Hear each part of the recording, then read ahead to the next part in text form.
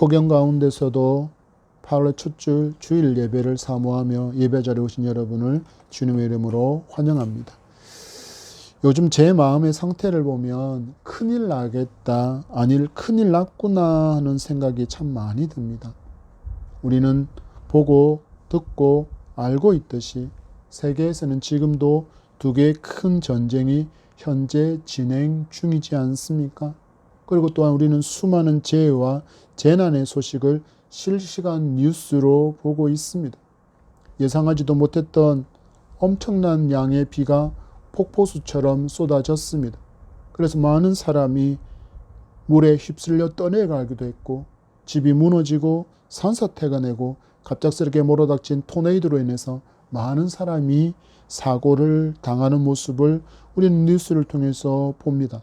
그런데 이런 모습을 보는 제 마음이 너무 무덤덤해져 있음을 발견하게 됩니다. 왜 그 모습을 보면서 안타까운 마음이야 왜 없겠습니까? 그런데 이 안타까움을 넘어서 아파하는 마음이 없습니다. 그저 안타까워할 뿐입니다. 나와 상관이 없는 사람의 일이라고 해서 그럴까, 그런 마음일까 하고 생각해 보니 그것 또한 아닙니다. 내 마음에 분명히 문제가 생긴 것입니다. 여러분은 어떻습니까?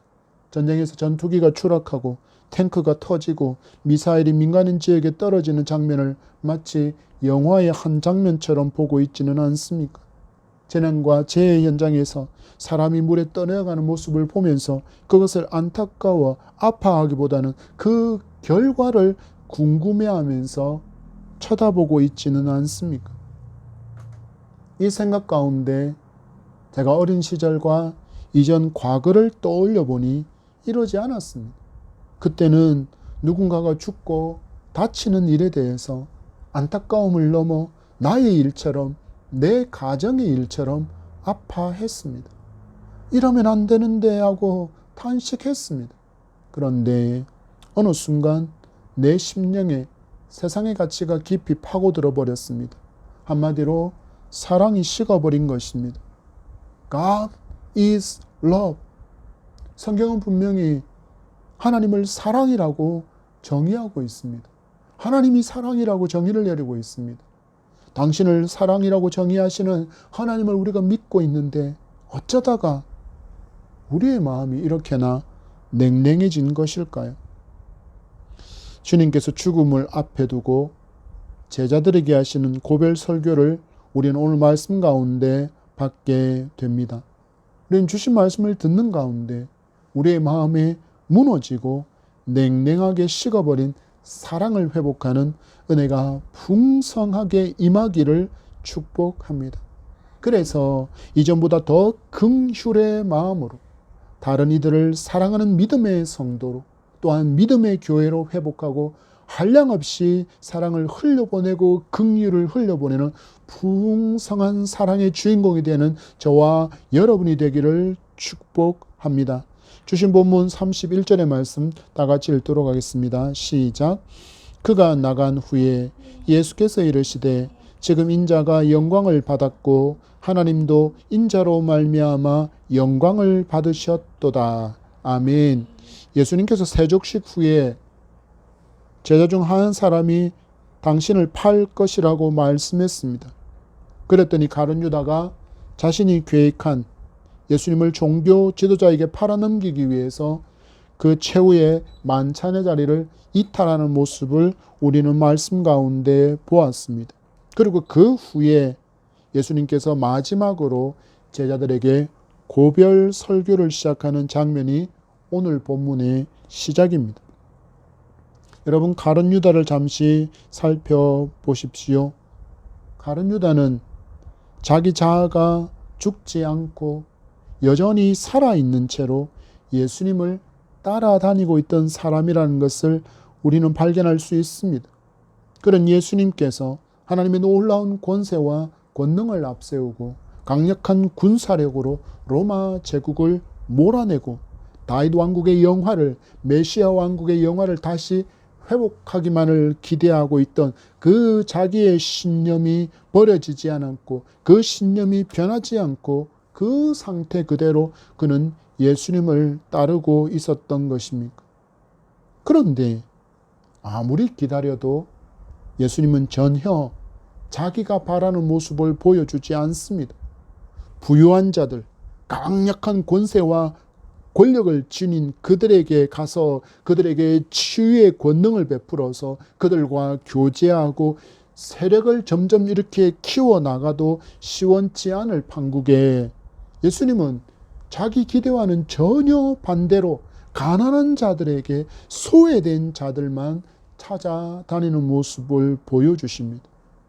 지금까지 자기들에게 보여주신 그 하나님의 영광의 권능을 로마를 몰아내는 데 사용하시면 자기가 그토록 기대했던 메시아 왕국이 건설되겠는데 예수님께는 전혀 그런 마음이 없어 보인 것입니다. 그래서 그가 무엇을 선택합니까? 예수 그리스도를 팔아넘기기로 선택하고 실천에 옮기는 시간이 바로 이 밤입니다.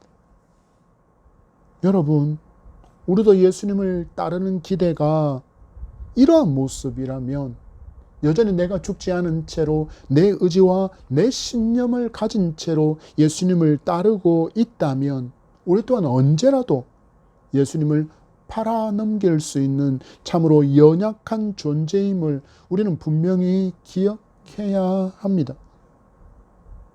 여러분, 근데 솔직히 말하면 너무나도 많은 사람이 예수 그리스도를 믿는다 하면서 속에 이런 기대를 가득히 품고 예수 그리스도를 믿고 있지 않는가 우리는 돌아보아야 합니다.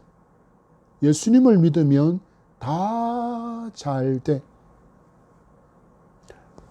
Nothing is impossible. 불가능이 없으신 분. 맞습니다. 하나님은 Almighty 하신 전능의 하나님이신 것은 분명합니다.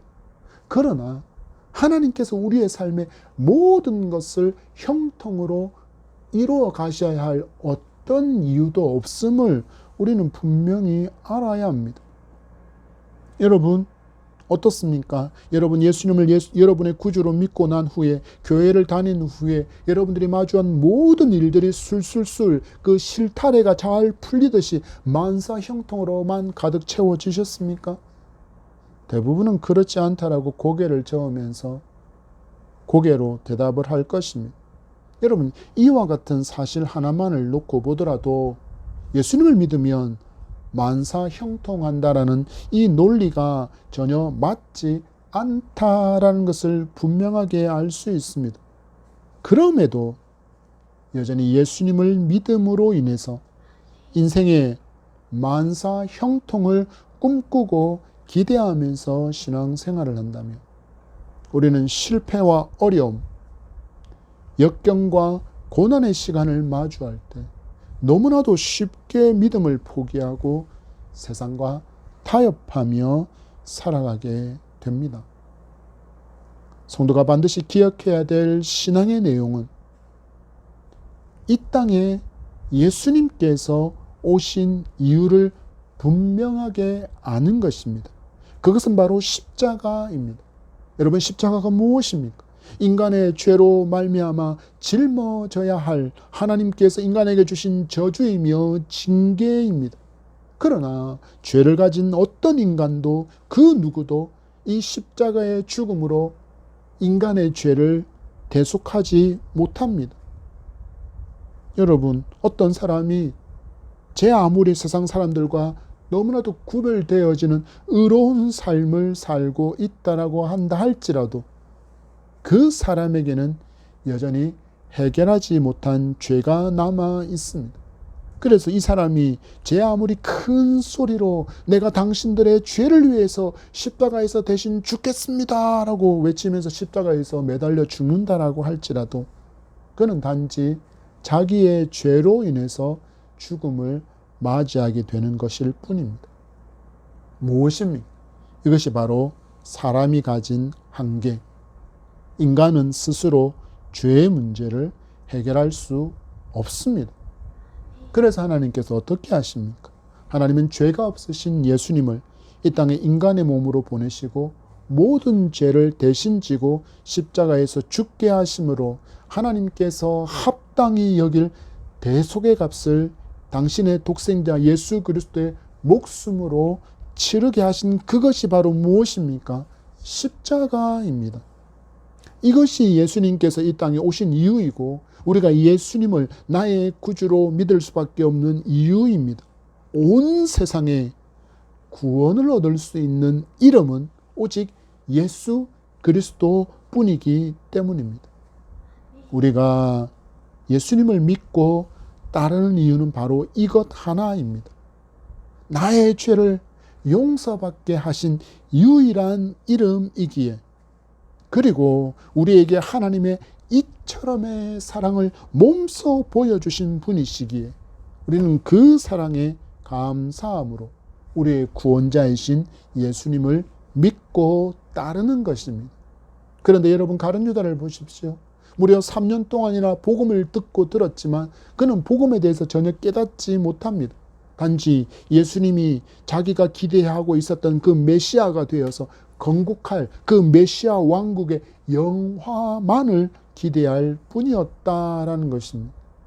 그래서 그는 예수님을 팔아넘기는 일에 대한 영적인 의미를 전혀 알 길이 없었습니다.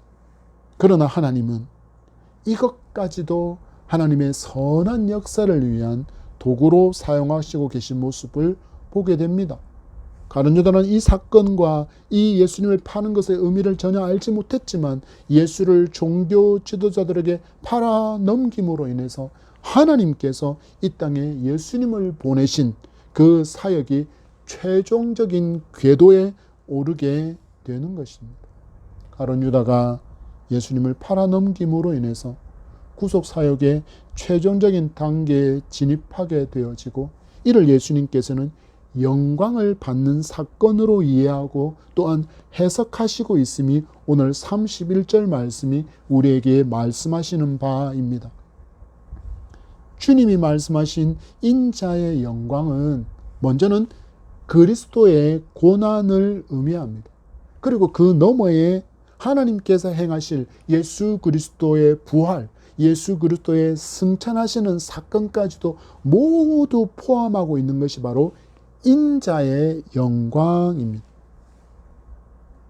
예수님은 이미 가룟 유다가 자신을 종교 지도자에게 팔아 넘기는 그 일 너머에 당신이 당하실 고난과 죽음과 부활의 순간까지도 모두 보고 계시면서 이 모든 일을 통하여서 무엇을 얻게 되실 것을 지금 믿고 계신 것입니까? 영광을 얻을 것을 믿고 확신하고 계셨다라는 것입니다. 여러분, 성도가 가져야 할 신앙도 마찬가지입니다. 예수님을 믿는 믿음으로 말미암아 우리는 분명히 어려움을 겪고 심지어는 박해를 당하기도 합니다. 그럼에도 우리는 예수님처럼 십자가 사건 그 너머 하나님께서 영광스럽게 해주실 그날을 바라보며 인내할 수 있고 우리는 믿음을 지킬 수 있습니다. 이것이 힘들고 고통스러운 오늘을 넉넉히 이기게 하는 소망의 정체임을 믿으시기 바랍니다. 로마서 8장 18절의 말씀입니다. 생각하건대 현재의 고난은 장차 우리에게 나타날 영광과 비교할 수 없다. 이게 하나님의 마음입니다. 너희들 지금 고난을 당하는구나. 그러나 그 고난에만 집중하지 말렴. 왜냐하면 내가 나중에 너희들에게 보여줄 그 영광이 그 어떤 고난과도 비교할 수 없어. 그 모든 시련과 박해, 심지어 죽음까지도 그 후에 너희들이 마주할 그 영광스러운 것과는 비교할 수 없어. 그러니 이겨라, 그러니 이겨라, 그러니 이겨라 말씀하시는 하나님의 음성이 바로 로마서의 말씀이라는 것입니다. 그래서 우리는 고난만을 바라보는 것이 아니라 고난 넘어 주실 영광을 주목하는 삶이 주님께서 우리에게 보여주신 세상을 넉넉히 이길 수 있는 승리의 비결임을 믿고, 비록 지금 어렵고 힘들다고 해도 영광을 주실 그 하나님을 바라보며 넉넉히 이기며 한 발 한 발 나아가는 저와 여러분이기를 간절히 소망하며 축복합니다. 주신 32절입니다. 시작. 만일 하나님이 그로 말미암아 영광을 받으셨으면 하나님도 자기로 말미암아 그에게 영광을 주시리니 곧 주시리라. 아멘. 하나님께서 영광을 받으셨다라고 이야기합니다. 예수님께서 십자가에서 고난당하시는 것, 지금 팔려서 잡혀가시는 것, 십자가에서 고난당하시고 죽으시고 부활하시고 승천하시는 그 모든 일들을 통하여서 하나님께서 영광을 받으시는 이유가 무엇입니까? 바로 예수님께서 십자가에 죽기까지 순종하신 결과 때문입니다. 이처럼 죽기까지 하나님의 뜻에 순종하신 예수님으로 인해서 하나님께서 영광을 받으신 후에 하나님도 자기로 말미암아 그에게 영광을 주시느니 곧 주시겠다라고 그렇게 말씀하시는 것은 십자가까지도 순종하신 예수님께서 마주하게 될 그 죽음과 부활 그리고 승천을 통해서 영광을 받을 수 있도록 이 모든 것을 하나님께서 허락하실 것을 분명히 예수님은 믿고 있다라는 것을 우리에게 알려주는 것입니다. 여러분, 이 말씀에서 우리가 얻을 교훈이 무엇입니까? 영광의 시작도 순종이고 영광의 마지막도 순종에 있다라는 것을 알려주시는 것입니다. 하나님께 영광을 돌리며 살겠다는 성도의 삶은 하나님께 온전한 순종의 삶으로 돌려드리는 것이라는 것을 우리는 잊지 말아야 합니다. 육체를 가진 우리는 영이신 하나님을 눈으로 보지 못합니다. 그리고 또한 그 하나님의 음성을 직접 들을 수도 없습니다. 그러나 우리에게는 하나님께 주신 성경이 있기에 우리는 이 성경의 말씀을 믿음으로 받을 때 하나님을 만날 수도 있고 하나님의 음성을 들을 수 있습니다. 그래서 우리가 삶을 통해서 하나님께 영광을 돌리는 삶을 살려고 한다면 무엇을 해야 합니까? 성경을 잘 알고 성경을 잘 따라서 순종하는 순종이 반드시 있어야 한다라는 것입니다. 그래야 하나님께 영광을 돌리는 순종의 삶을 누구처럼 십자가까지도 순종하신 예수님처럼 우리 또한 순종할 수 있다라는 것입니다. 그래서 주님께서 우리에게 확신을 주십니다. 그에게 영광을 주시리니 곧 주시리라. 십자가에서 하나님은 예수님의 죽음 앞에 침묵하시는 순간이 있습니다. 예수님이 이것을 너무나도 괴로워하셨습니다. 그러나 그 시간이 지나면 다시 예수님은 원래 계셨던 그 자리로 돌아가셔서 하나님과 영화로운 교제 회복할 시간을 너무나도 고대하고 계심을 우리에게 보여주시는 것입니다. 여러분, 우리 예수님을 보십시오. 하나님과의 그 짧은 순간의 단절 또한 못 견뎌하실 만큼 하나님을 뜨겁게 사랑하는 간절함이 있음을 우리에게 보여주십니다. 하나님과의 관계에 대해서 우리도 예수님처럼 이와 같은 간절함과 안타까움이 있기를 소망합니다.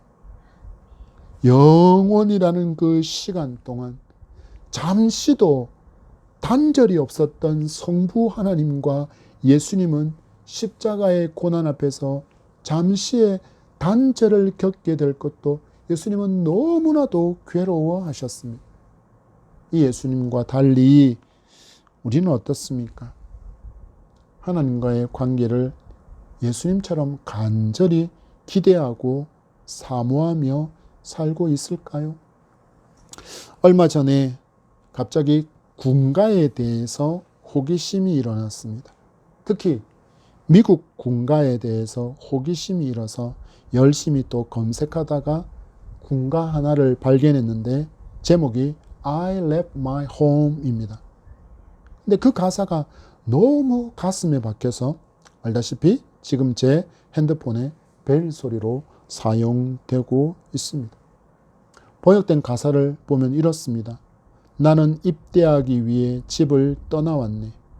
내가 떠나던 날 엄마가 울었어. 엄마는 내가 확실히 죽을 것이라고 생각했기에 나는 문에 기대에 울고 있는 아내를 두고 왔어. 아내는 내가 전쟁에서 죽을 것을 알았어. 나는 마당에서 놀고 있던 아들이 아빠가 떠나는 것을 보고 크게 우는 것을 두고 왔어. 내가 집을 떠나오던 날 내 손잡고 아버지가 말씀하셨어. 내 아들이 멋진 남자가 되었다고.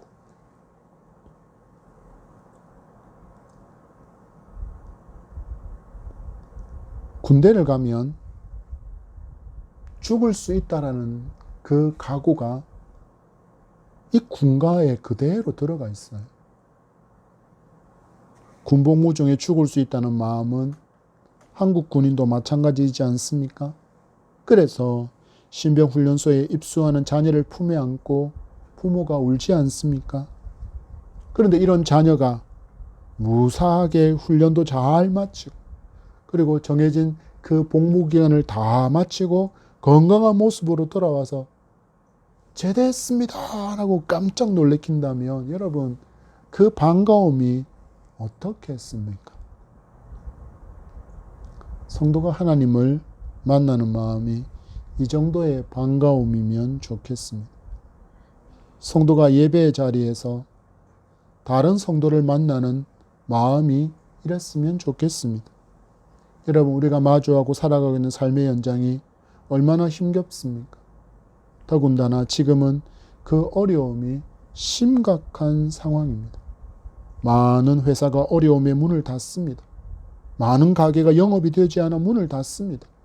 아직 회사에는 다니고 직장도 있고 아직 가게 문을 닫지 않았을 뿐 그들이 마주한 모든 상황이 마치 풍전등화 같습니다.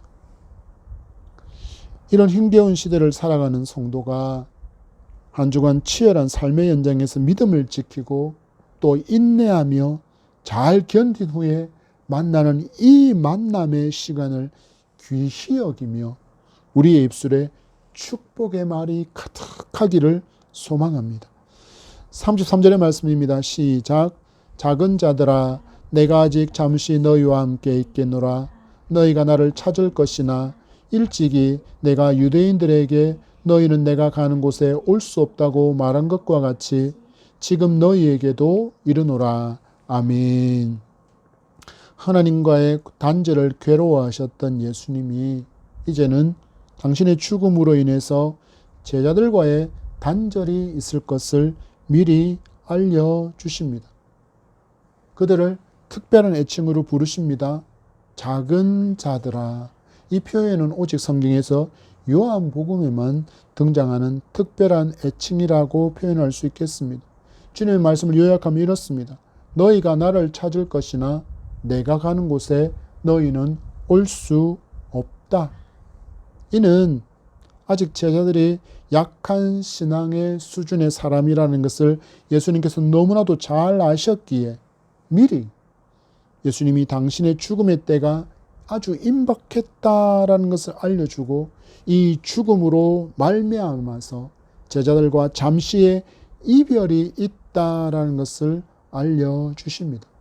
그러나 그것은 아주 짧은 이별, 영원한 것이 아니고 또한 주님은 그들을 홀로 이 땅에 내버려 두지 않을 것을 확신시켜 주시며 다음 장인 14장에서는 그들을 위해서 보혜사 성령을 보내주시겠다고 약속하시는 것을 볼 수 있습니다.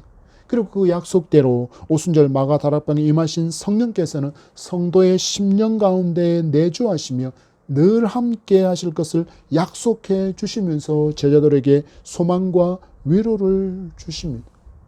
여러분 이것은 성도인 우리에게도 마찬가지로 주시는 위로와 소망입니다. 임마누엘의 주님은 말씀하신 그대로 우리에게 성령을 보내주심으로 이제는 아예 우리를 성전으로 삼아서 언제나 함께 하시겠다고 약속해 주십니다.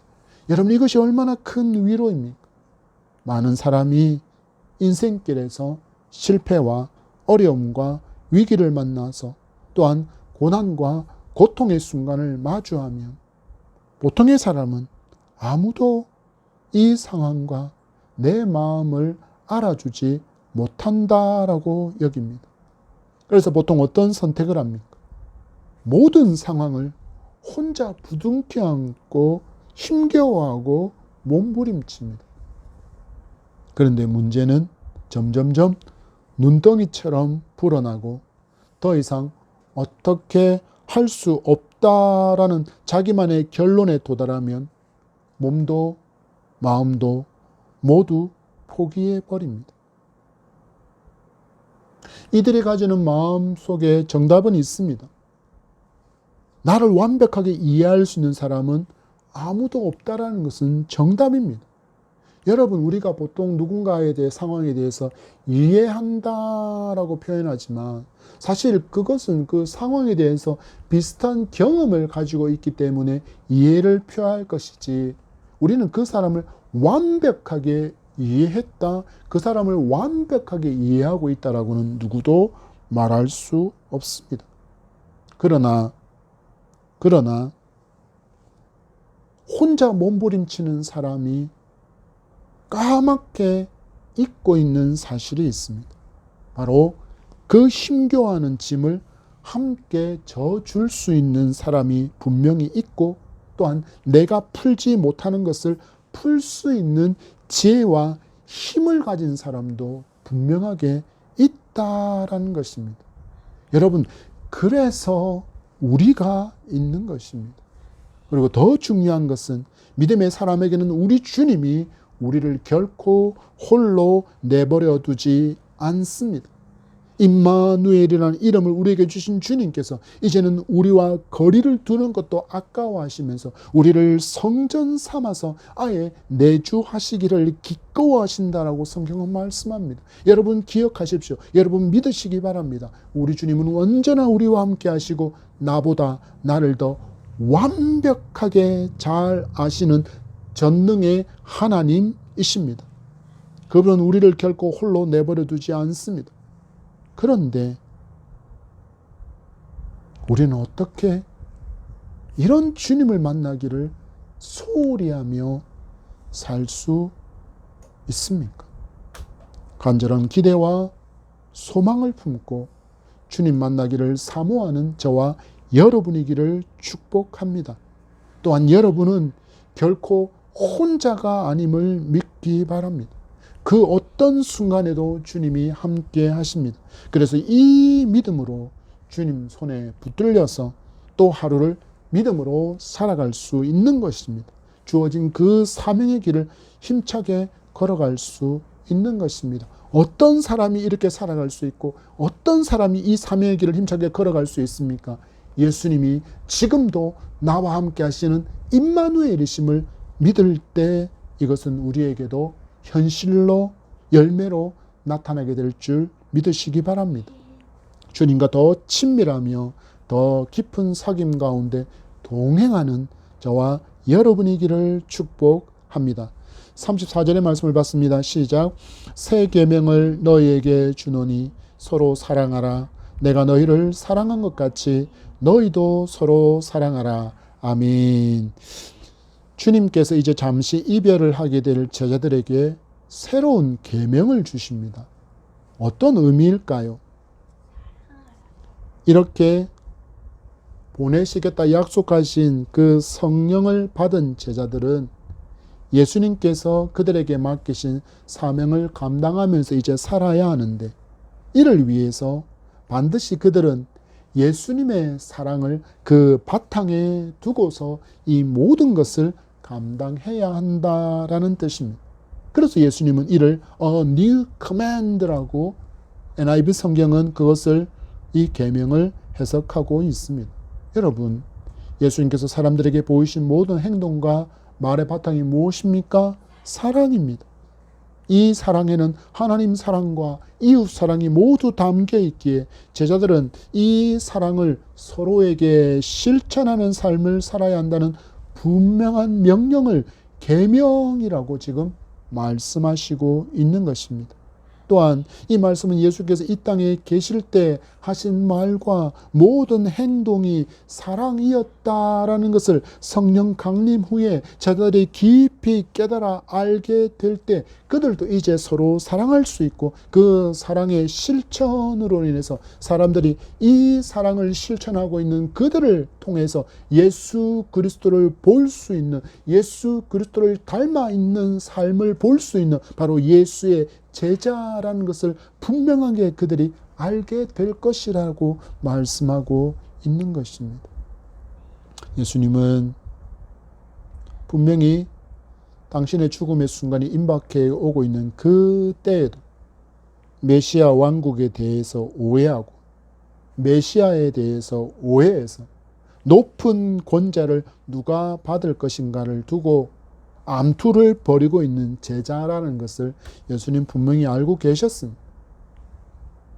그들 가운데 알력도 있고 시기도 질투도 있었다라는 것을 분명히 알고 계셨습니다. 그래서 이제 주님께서 육체로 그들과 함께 하지 않을 때 어떻게 살아야 할 것인지에 대해서 분명한 가르침과 기준을 세워주시는 것입니다.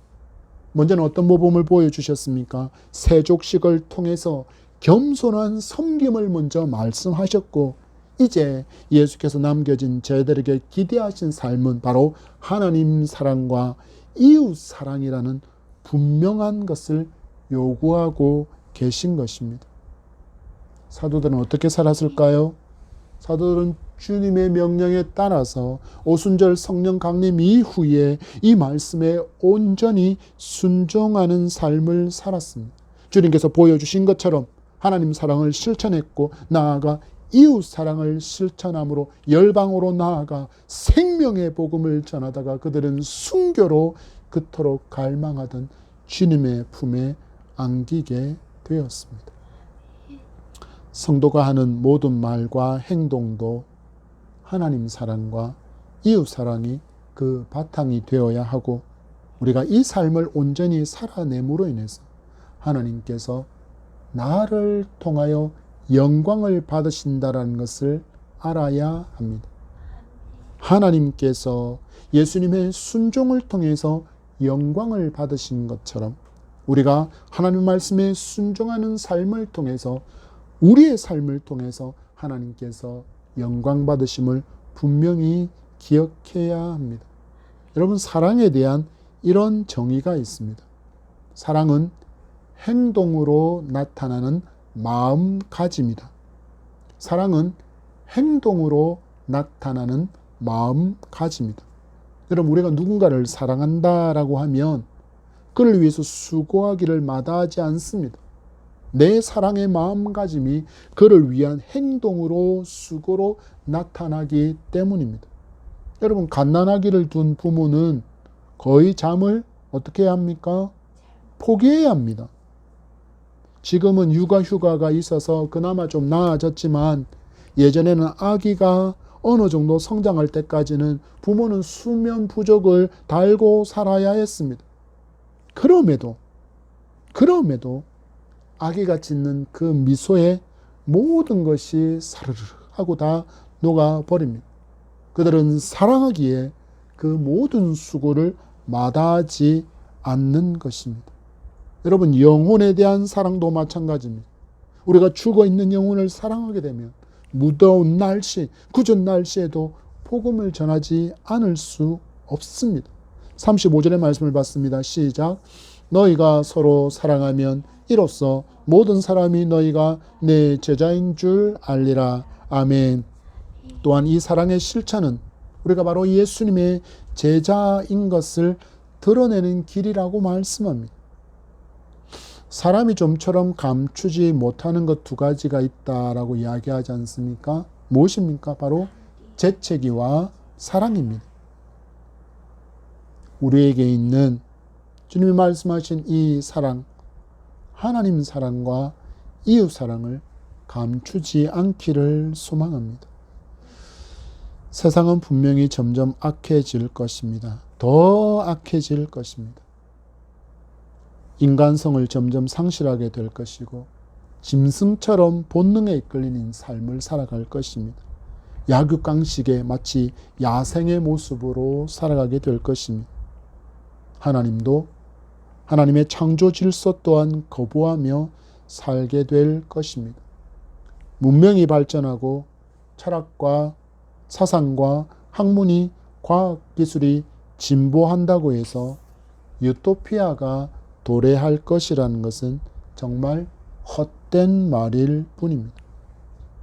1차 세계대전이 일어나기 전에도 사람들은 그렇게 이야기했고 2차 세계대전이 일어날 때도 역시 그들은 그렇게 이야기했고 전쟁 후에 한동안 그들이 입을 꾹 닫고 있더니 이제는 또 새로운 사상을 만들어내면서 이 사상을 좇으면 내가 주인인 세상을 만들면 이런 유토피아가 실현될 것이라고 그들은 말하고 있지만 그러나 헛된 말임을 우리는 분명히 알아야 합니다.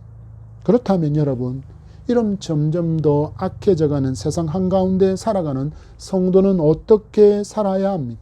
바로 우리에게 맡겨진 삶의 현장에서 예수님의 제자임을 드러내는 사랑을 실천하면서 살아가면 됩니다.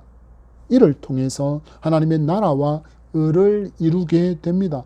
무슨 말입니까? 바로 작은 천국이 그 사랑의 실천으로 말미암아 건설되는 것입니다.